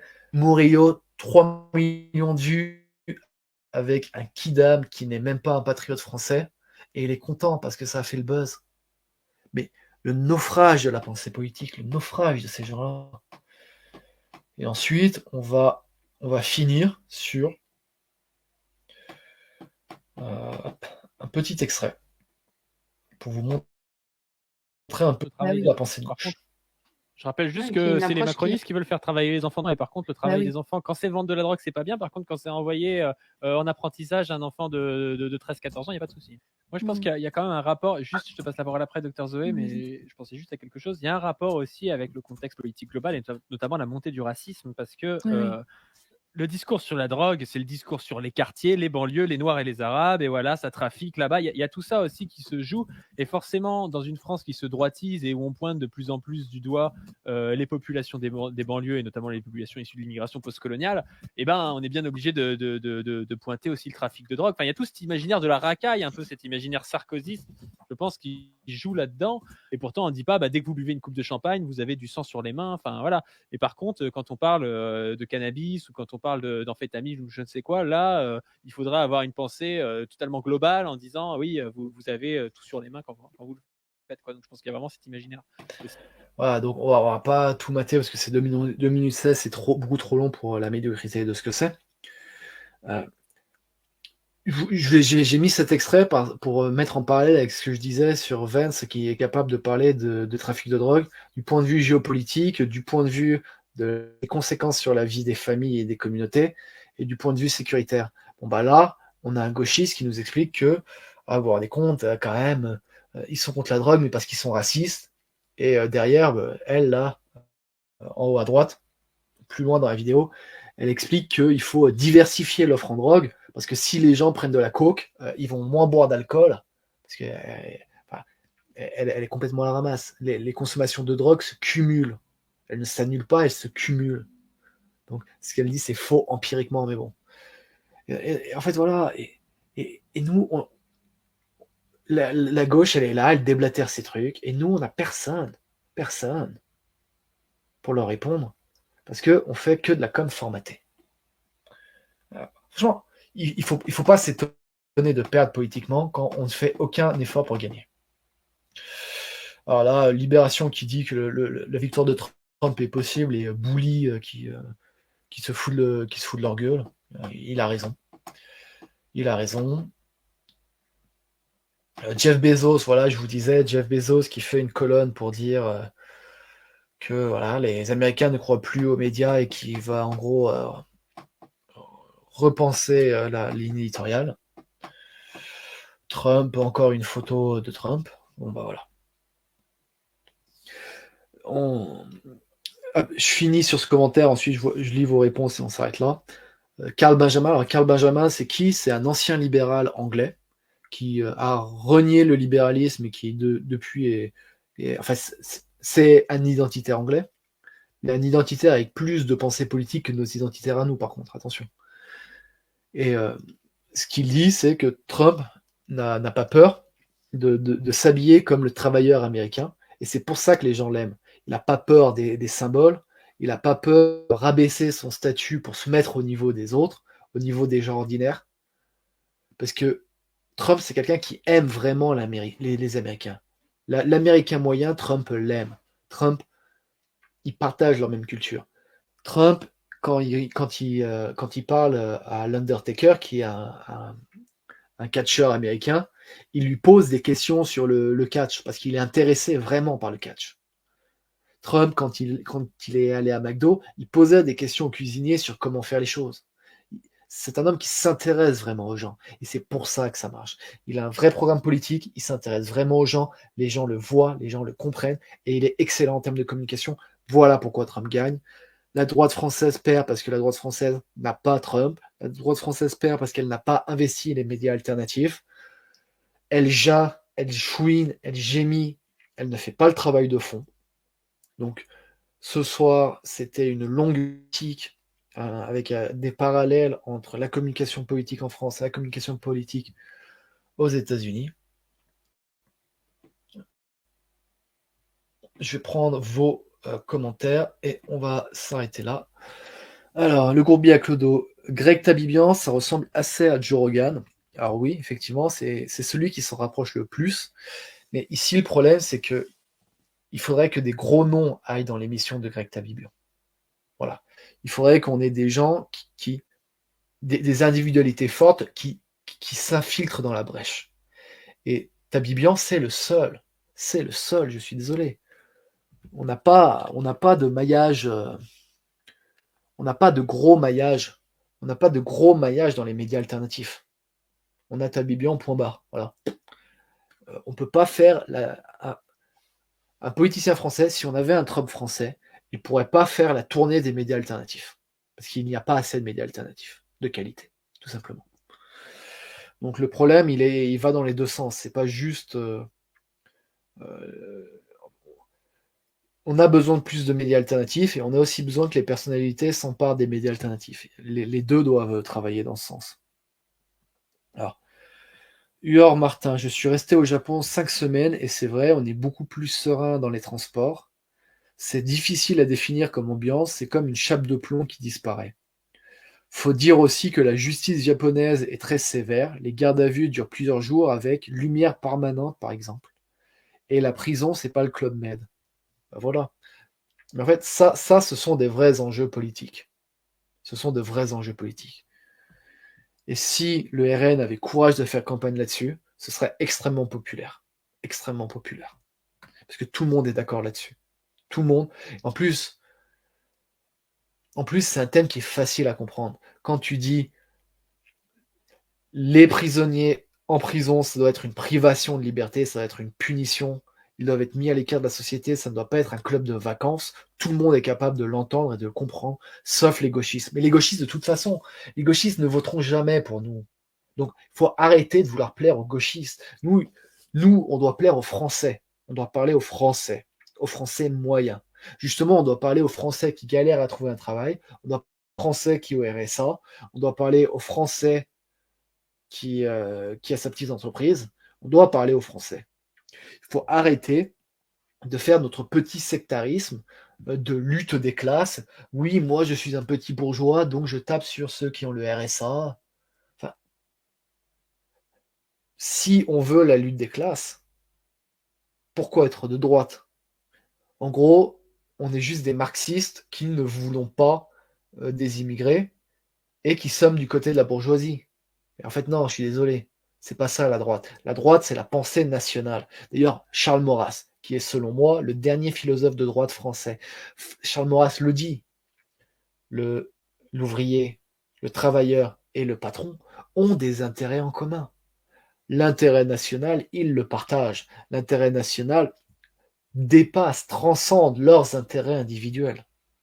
Alors évidemment, ensuite, ils ont des intérêts individuels, donc il faut des accords, des discussions et des compromis où chacun fait un pas vers l'autre. Et justement, chacun fait un pas vers l'autre au nom de l'intérêt national, au nom de la coopération, au nom de la solidarité nationale.